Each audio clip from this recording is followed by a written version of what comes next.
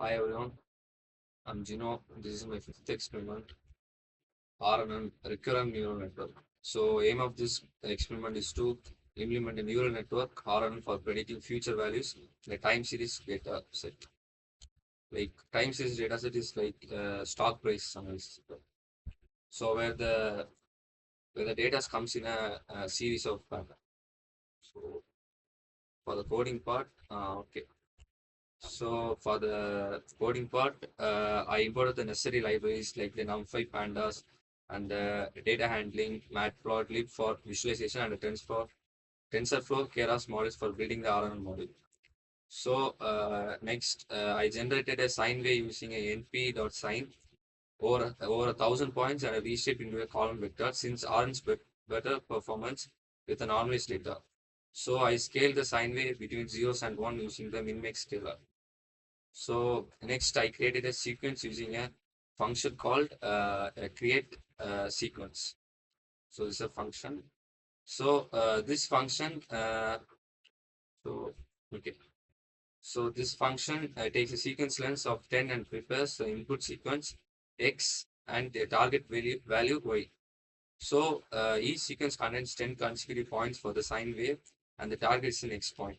So next I split the sequence into training and testing data with the 800 sequence for training and the remaining for the testing. So remaining might be also 800. So uh, then I build a sequential RNN model with two simple RNN. So with each layers having a 50 neurons and ReLU activation.